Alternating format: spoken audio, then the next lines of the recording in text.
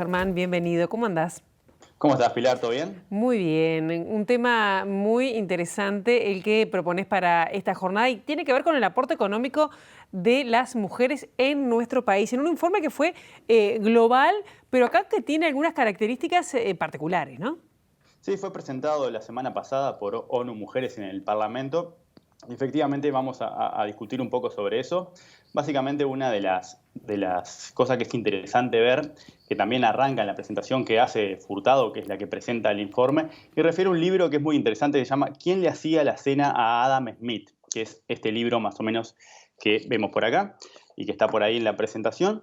Y básicamente Adam Smith es el padre de la economía moderna. Él escribió una obra en el año 1776 que es el hito fundacional de la economía como ciencia, ¿sí? Como campo específico del conocimiento.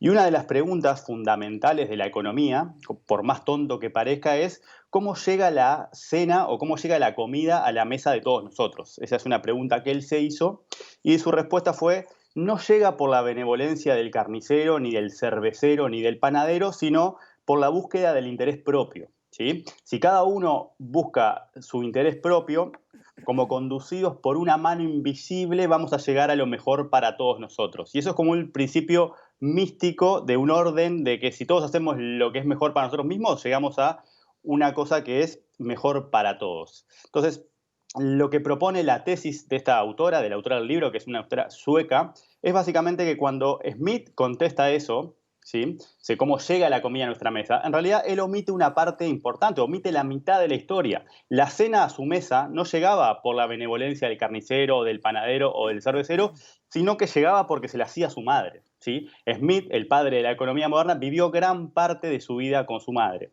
Pero al olvidarse de la madre, ¿sí? En esa respuesta fundamental de la economía, lo que hizo la economía fue dejar por fuera el aporte ese aporte que no se ve, el aporte de las tareas no remuneradas, lo que hacía la madre, que le preparaba la cena para que él pudiera sentar las bases científicas de la economía.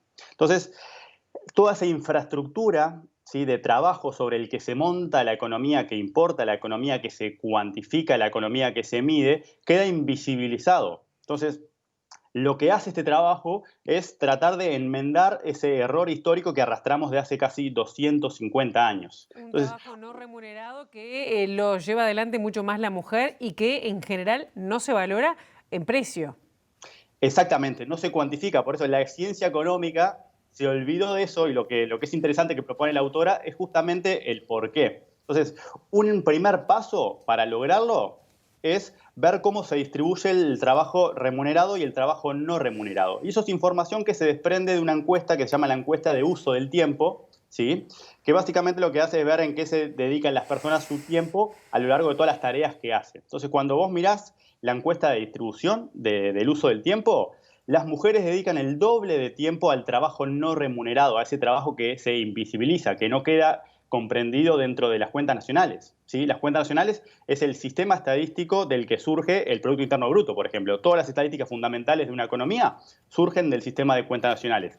Pero dado que Smith se olvidó de la madre y la economía se olvidó de la mujer, las cuentas nacionales, cuando medimos el Producto Interno Bruto, no incorporan todo el trabajo que es no remunerado y que hace adentro de la casa, y el cual las mujeres realizan 2/3 de ese trabajo. Entonces, eso es un poco el primer paso para aproximarte a el cálculo o la cuantificación de cuál es el aporte económico de las mujeres. Es ver cómo se distribuye el tiempo de cada uno, hombres y mujeres, entre lo que es remunerado y no remunerado. Y eso, como bien dijiste, recae sobre las mujeres fundamentalmente, de forma desproporcionada. Entonces, Claro.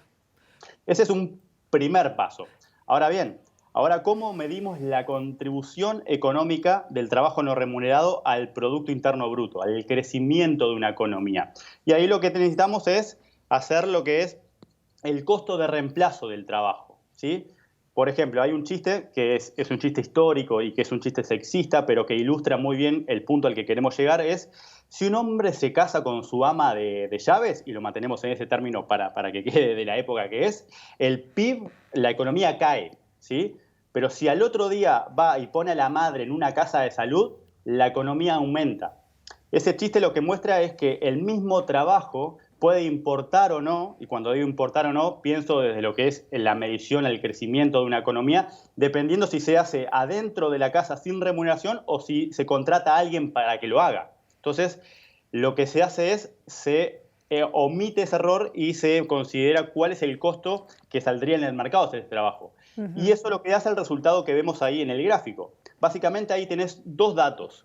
Uno corresponde al año 2007 y el otro al año 2013. ¿Por qué es del año 2007 y del año 2013? Porque son los 2 años en que Uruguay hizo la encuesta esa del uso del tiempo. Por eso es que son esos 2 años. Entonces, la contribución económica del trabajo no remunerado al PIB en el año 2013, que es el último dato, es del 23%. ¿Sí? O sea, eso es lo que no se contabiliza y representa el 23% del Producto Interno Bruto de nuestro país. Quiere decir que cada 100 pesos del Producto Bruto Interno, 20 o 22 son por trabajo no cuantificado, no remunerado. Tal cual, por el trabajo invisibilizado que recae de sobremanera sobre la mujer. Sí, en el 2007 era un poco más, era casi el 27%. ¿Por qué cae del 2017 al 2013?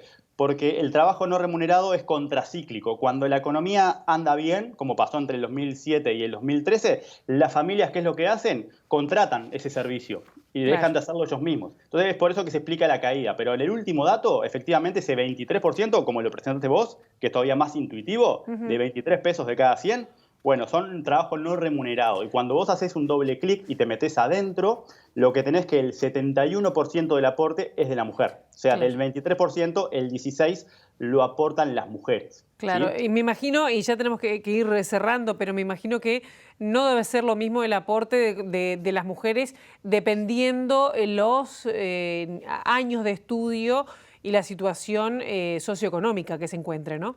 Tal cual, vos tenés que la dedicación al trabajo no remunerado aumenta a medida que se reduce el tamaño de la localidad, o sea que es más, en el interior es mayor el problema, el nivel educativo y el estrato de ingresos del hogar, ¿sí?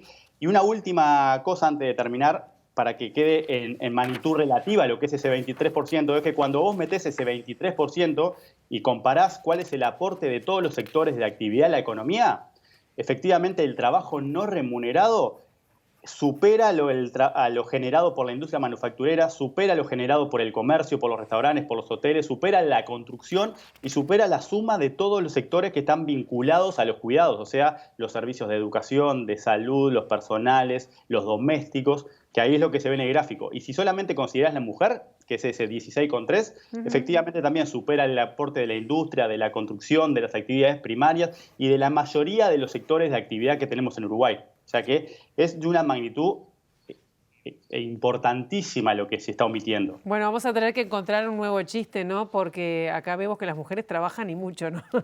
Tal cual, estas cosas son aportes que aparte se han ido acumulando en las últimas décadas, que cada vez buscan cuantificar eso. Por ejemplo, en Canadá eso se hizo y representa más o menos un 40% del Producto Interno Bruto, o sea, todavía más que en Uruguay. Claro. Y todo eso ha quedado omitido durante siglos por la disciplina económica. Bueno, momento para empezarlo a visibilizar, Bueno, este Germán. trabajo se inscribe en esa búsqueda, efectivamente.